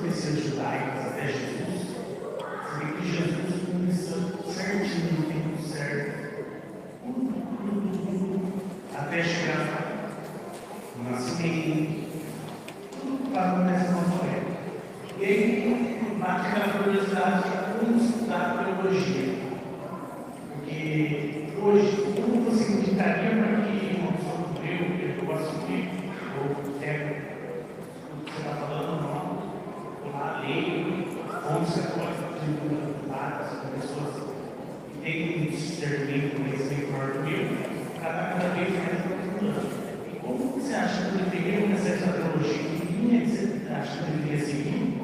Porque hoje tem uma coisa muito, um movimento muito grande que está acontecendo na igreja católica, que é a teologia da libertação. Não é todo mundo que você vai aprender aquela teologia que vem de Jesus, vem dos judaísmos e tudo mais. Então, primeiro, Gustavo, você tem que eleger um ramo da teologia para você estudar. E a teologia tem eles, você vai estudar teologia exegética, teologia dogmática, teologia pastoral, teologia histórica. Você vai ter que escolher um ramo da teologia para você estudar. Escolhido esse ramo, dentro do ramo você vai ter que escolher de novo um outro subramo para você estudar teologia dogmática. Ok, você quer se aprofundar com psicologia, e pneumatologia, e mariologia. Então você precisa eleger o que você gosta mais. Você falou das profecias judaicas, do Antigo Testamento, isso aí, você falou de teologia bíblica. Teologia bíblica, que envolve exegese, livros originais, hebreus, e etc. Se você está perguntando qual seminário você deve colocar, eu não sei te responder. Agora, estudar por conta própria. Tá, ok. Então aí você precisa escolher qual área da teologia você quer, qual sub-área, e se aprofundar nisso. De uma forma geral, falando de uma forma geral, você precisa ter basicamente, uma noção muito estabelecida da história bíblica, da narrativa bíblica. Você precisa ter uma noção muito clara de que a Bíblia não é um compilado de historietas, mas a Bíblia é uma única e grande história. Não só isso, toda a narrativa bíblica. A Bíblia é uma história de começo, meio e fim, cujo ápice é a encarnação de Jesus. E você precisa também estar muito bem firmado nos dogmas da igreja. Eu preciso aí, se aprofundar no catecismo fundamental. Eu diria que se o leigo quer ser, você quer ser pai, quer ter família, conhece a história bíblica, conhece o catecismo, está bem orientado, bem direcionado. A parte daí é mais técnica. Eu posso falar depois questões muito mais técnicas, etc. Mas é difícil responder. É a mesma coisa que as pessoas não têm noção da complexidade da teologia.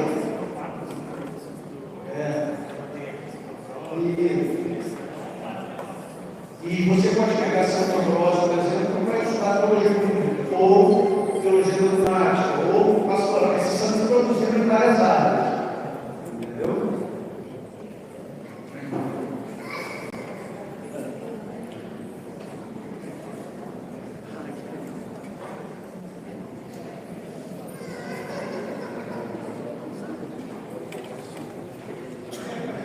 Boa noite, professor.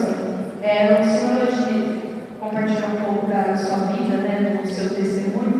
Eu tenho uma curiosidade sobre a sua família.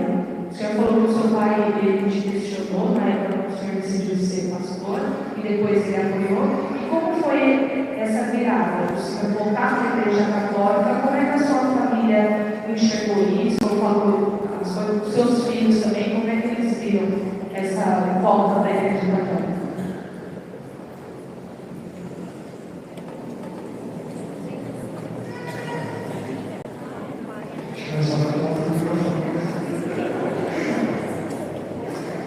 Bom, meu pai, para ele foi indiferente. Até hoje meu pai não tem uma religião, ele acredita em Deus, para ele foi indiferente. A minha mãe, quando eu era adolescente,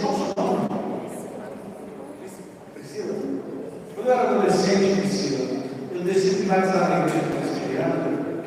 A minha mãe, ela perdeu a linha em casa, o sobrinho comigo. Você não vai batizar na igreja crente coisa nenhuma, você vai batizar na igreja católica, não sei o quê. E eu falei para ela, assim, não é só não me levou na igreja. Agora eu quero ir na igreja protestante, me deixa em paz, eu quero ir. Minha mãe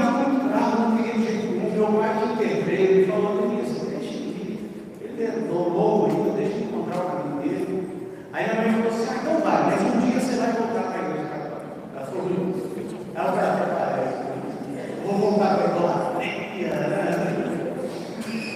E quando eu me aproximo da igreja protestante, a minha mãe se reaproxima da igreja católica. Então ela voltou a ser uma católica praticante.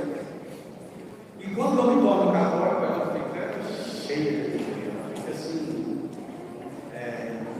com muita felicidade, ela fica radiante. Então, meu pai foi diferente, minha mãe foi muito feliz quando eu me torno católico.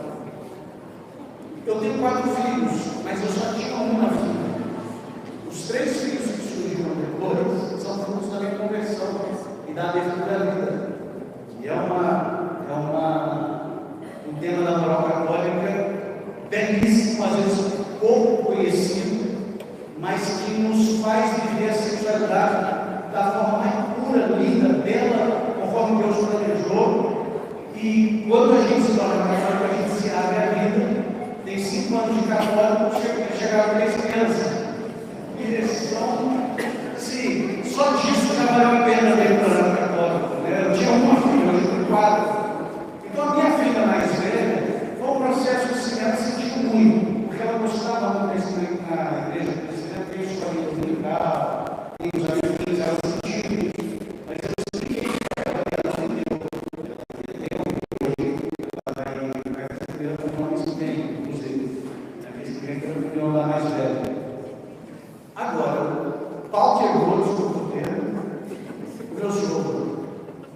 Meu sogro é presbítero da igreja presbiteriana. Ele ficou muito aborrecido, E ele falou: não, quando eu te entreguei a filha para ser católica, você não pode ser católica, não sei o que. Meu sogro muito bravo. Teve um dia, inclusive, que ele nem quis ir em casa, porque a gente tinha entrado católico. E a minha esposa foi muito firme com ele. A esposa falou: pai, a decisão de qual religião que vai seguir é nossa. Se o senhor não quiser aceitar, paciência, eu não vou mudar por causa disso. Se o senhor quiser continuar convivendo conosco, será muito bem-vindo. Se não quiser, sinto muito. Ela foi muito firme com o pai dela. Só que, além disso, a gente deu uma igreja para ele, né? Então, amoleceu o coração. Hoje ele já está muito mais, ainda é presbiteriano, eu convido, mas ele já é muito mais aberto.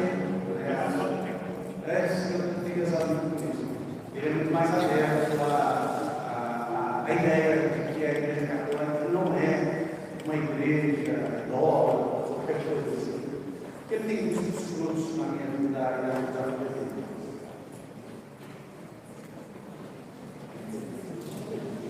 Tive a prova de praga que não tem, né?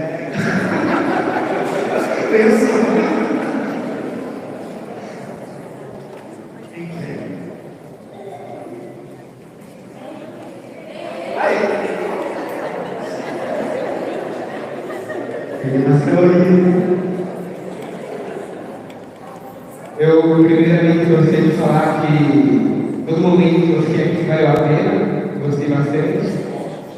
E assim, de forma resumida, porque eu já ouvi bastante disso, a minha família também, a maioria é católica, sobre a questão, uma questão bem polêmica, que é a indulgência e a Inquisição. Eu gostaria de saber o que você tem para falar sobre isso, a defesa, porque eles jogam tudo isso na costa da Igreja Católica. Ok? Deixa eu ver o que passa, né?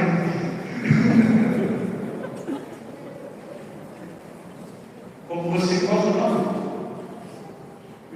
Luiz, como você disse, de forma resumida, não tem como eu falar, não entender isso. Dá para a gente fazer uma semana de formação sobre Inquisição. Né? Mas vamos falar primeiro de Inquisição.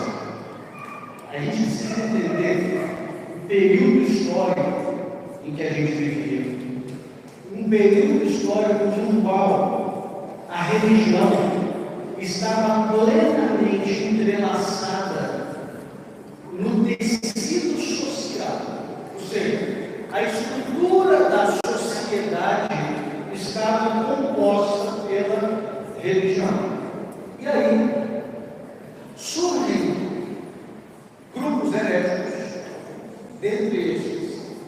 cátaros ou albigenses, que pregavam coisas maravilhosas, como, por exemplo, devemos matar as grávidas. Mas eram as pregações dos cátaros. Por quê? Porque a matéria é má, uma grávida está gerando um novo ser humano, vamos matá-la para que não surjam mais humanos. Só o que é bom é o espírito. Os cátaros, além disso, isso aí que eu falei é mais extremo, mas eles começaram a dizer que a gente não precisava de confessar os pecados do sacerdote, começaram a dizer que a Eucaristia era só um símbolo, que o Papa não era o sucessor de Pedro, coisa nenhuma. De tal modo, Luiz, que as populações começaram a pegar os cátaros por eles. Eles começaram a fazer linchamentos públicos dos cátaros pelas heresias que eles ensinavam. E muitos governantes civis, muitas autoridades civis, quando desconfiava que alguém era cátaro, ia lá e matava, prendia, torturava. E aí, a igreja queria a Inquisição. Para quê? Para dar aos acusados direito de defesa, direito a um advogado. A Inquisição, gente, a gente tem um monte de dispositivos no direito moderno que a gente acha que é uma coisa que sempre foi assim. Por exemplo, em dúvida a favor do réu, em dúvida pro réu. Se tem alguma dúvida, eu tenho que decidir a favor do réu. Quem sugeriu, quem colocou isso? A Inquisição. Habeas corpus, a Inquisição. Direito ao advogado, a Inquisição. Então a Inquisição era regulamento e ela concedeu julgamentos justos às pessoas que eram acusadas de heresia. Lembrando, heresia era um crime social. Hoje alguém pode falar assim: mas que absurdo, né? Condenar alguém só porque a pessoa não quer ser católica. Não é condenar porque a pessoa não quer ser católica. Primeira coisa, a Inquisição só julgou católicos. A Inquisição não foi lá no Japão julgar budista. A Inquisição não foi lá na Índia julgar hinduísta, não. É para julgar católicos, os filhos da igreja, que estavam ensinando heresia. E ao ensinar heresia, isso causava uma dissolução no tecido social. Vocês querem um exemplo de uma lei que pode ser que daqui a, 500 anos a gente vai dar risada dela? Existe uma lei no nosso país que proíbe qualquer unidade da federação romper com a federação. Se o Estado de São Paulo falar assim, não quer mais ser o Brasil, quer ser o país de São Paulo, pode fazer. O Estado do Rio Grande do Sul, às vezes não falam que quer. O Estado do Rio Grande do Sul fala, não quero mais ser para o Brasil, vamos criar aqui a República Gaúcha. Eles podem fazer isso? Não, isso é proibido por lei. Vamos supor que daqui a uns 200 anos surge um monte de guerra aqui no Brasil, guerra civil, guerra interna, e o Brasil divide. Em vez de ser uma federação, com 26 estados, no Distrito Federal, surge um monte de pequenos países. O pessoal do futuro vai olhar para a gente e falar que lei contra a Cristina, não podia separar, é besteira. É porque se estão olhando do futuro para cá, a gente está daqui olhando para trás. Que besteira. Não é besteira. A religião estava intrinsecamente ligada com o princípio social, de modo que pregar heresia era um crime. E a Inquisição trouxe direito de arrependimento. Se a pessoa confessasse o crime e abandonasse, olha que tribunal é esse que você confessa o crime e abandona, você está livre. Agora, aqueles que, quanto mais mente, continuassem se manter, se recusassem a se arrepender, eles eram entregues. Aí sim, para o braço civil, para a autoridade civil, dar a ele a condenação que aquele crime exigia para ela. Não era a igreja que matava ninguém, a igreja era julgava e entregava para o braço civil. Eduardo, houve abusos? Houve abusos. Agora me diga, qual tribunal da história que não houve abuso? Não houve equívocos, não houve erro, sim, houve abuso. Melhor fosse se não tivessem havido, mas, no geral, a Inquisição trouxe civilidade, trouxe direito de defesa, trouxe direito de contraditório, direito ao advogado, enfim, tudo isso que eu já falei. Em relação à indulgência, quando você lê os 95 teses de Lutero, fica claro que ele não sabe o que é indulgência. Amanhã eu vou falar sobre o purgatório, eu vou explicar melhor o que é indulgência. Mas indulgência é a remissão das penas temporárias do pecado que já foi perdoado pela culpa. Ou seja, quando você comete o pecado, esse pecado gera culpa e pena. E quando você confessa o seu pecado com o sacerdote, a culpa é perdoada, mas ainda resta uma pena. E essa pena tem a ver com as ordens do nosso Senhor, tem a ver com os males que o nosso pecado causou. Vou dar um exemplo bobo aqui, um exemplo bobo. Um assaltante chega para o padre e fala: padre, eu vim confessar que eu roubei o carro. Estou arrependido, e o padre o absolve, te absolve. Aí o assaltante fala: obrigado, padre, agora deixa eu pegar o carro e dar uma volta. Qual que é a penitência? Ele tem que reparar, ele tem que devolver esse carro. Ele precisa devolver, ele precisa ressarcir o prejuízo que ele causou. Entendeu? A culpa foi perdoada, mas a pena ainda existe, ainda precisa reparar a culpa. A indulgência é a igreja com o poder que foi conferido por Jesus de distribuir os méritos dos santos para os seus méritos, no sentido de indulgenciar esta pena. Tanto que as indulgências só são possíveis de serem lucradas se o sujeito estiver em estado de graça, em sujeito em estado de amizade com Cristo. Ah, eu vou pagar e comprar uma indulgência, porque isso não existe, porque a indulgência só é aplicada na vida daquele que já está em estado de graça. Eles explicaram isso.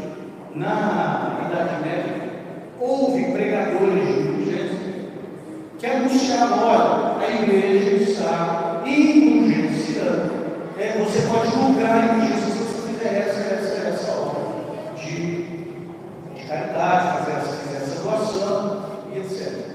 De modo que a igreja nunca vendeu indulgências, ela nem pode vender indulgências.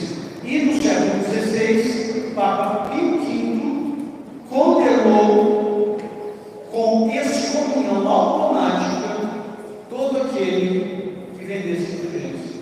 E eu falei isso também para o meu Deus, eu disse: peraí, uma hora você fala que a igreja nunca vendeu indulgência, na outra hora você diz que o Papa Pio V condenou com excomunhão automática quem vende indulgência. Vendeu ou não vendeu? A resposta é a seguinte: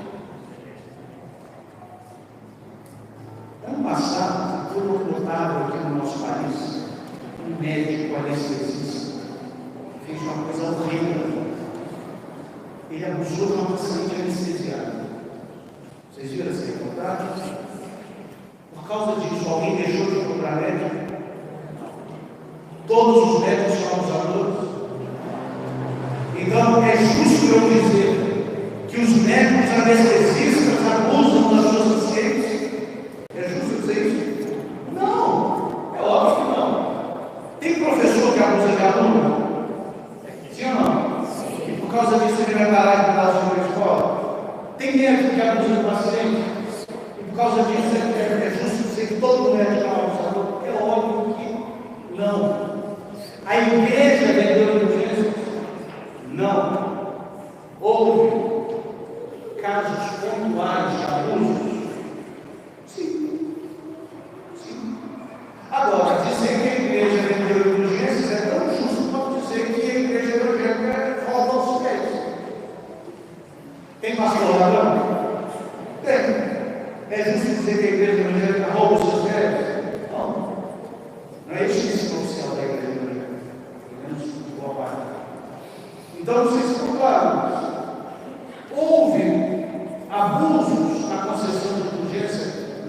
lá do século XV, do século XVI, houve abusos.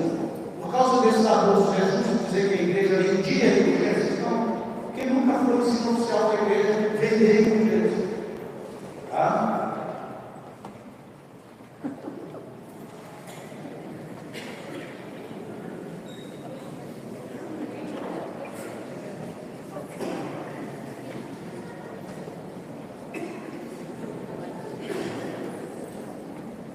Boa noite, professor. Me chamo Natália.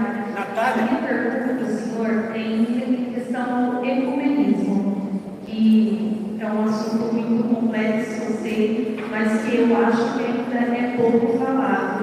Em favor à vida, por exemplo, contra o aborto, eu servi uma comunidade e lá eles tinham esse costume de acolher protestantes dentro da comunidade para ter um culto ali. Eu queria saber o olhar teológico da igreja em relação a isso, se há um pecado ou até onde é possível. Eu queria comentar também que eu fui 14 anos protestante, graças a Deus eu descobri a verdade.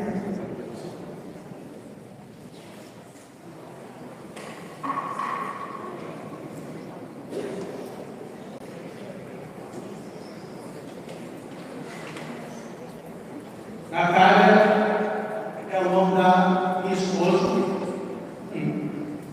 E ecumenismo, para mim, é uma coisa bastante simples, Natália. Ecumenismo é quando a igreja emprega todos os esforços possíveis para que toda a cristandade se reúna novamente como um só corpo, se reúna novamente debaixo do bispo de Roma, se reúna novamente na Santa Igreja.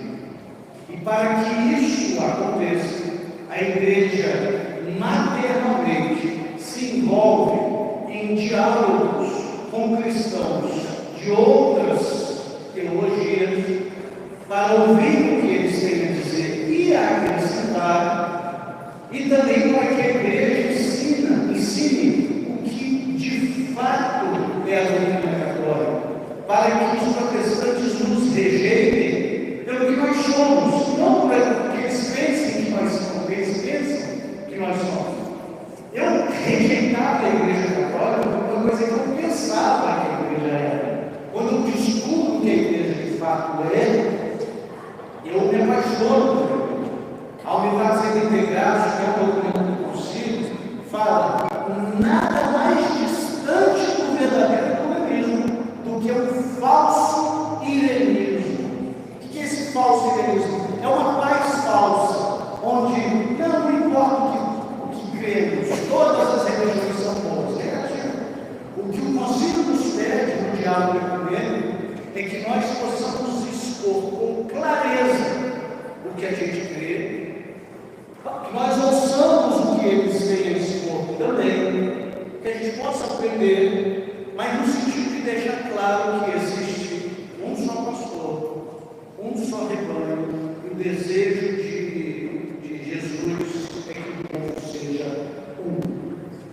Eu não acho que a melhor terminologia seria fazer um culto ecumênico. Eu não acho que isso é uma terminologia adequada, tá?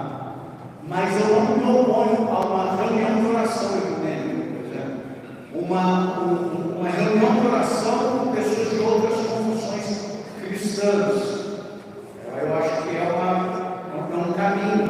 Vamos rezar com um propósito em comum. Existe um conceito que é o conceito da cobeligerância, né? Vamos lutar juntos por uma causa em comum.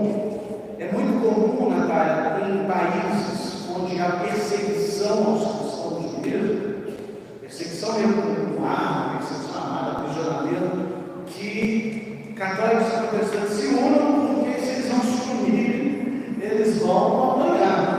Lá no Canadá está fazendo uma coisa interessante. Católicos, protestantes e muçulmanos estão se unindo contra o governo, porque o governo quer colocar o currículo na escola ideologia de gênero. Então, católicos, protestantes e muçulmanos estão se unindo contra essa questão. Então a gente quer que o diálogo religioso, como bem, como judeu, é católico, protestante e muçulmano, muçulmano lá. Então, de novo, ecumenismo é a gente abrir-se o diálogo, ensinar de fato o que a gente crê, mas com um propósito muito claro, trazer todos para baixo de Deus. Esse é o propósito máximo do ecumenismo. Podemos ter reuniões de orações com cristãos de outras confissões teológicas e podemos, inclusive, aprender com os irmãos protestantes. É que quando a gente fala de pastores evangélicos, a gente pensa no pastor que vem gritando no microfone e atormentando a vizinhança. Mas eu falo para vocês, por exemplo, de um bispo anglicano, N.T. Wright, o pai do teólogo, que ele escreve a lei. Ele contribui demais para a teologia católica. Um teólogo luterano chamado Joaquim Jeremias, o pai do teólogo, que eu leio também. Um teólogo reformado no Canadá chamado Michael Corrinho, pai do teólogo, cuja produção teológica é muito boa, vale a pena ser lida. Lógico, tem que ter discernimento, mas isso tem que ter discernimento para ver católico, não sei só porque o católico escreveu. Então, tem muitos tesouros produzidos na academia protestante, dá para a gente aprender e aproveitar. Tá?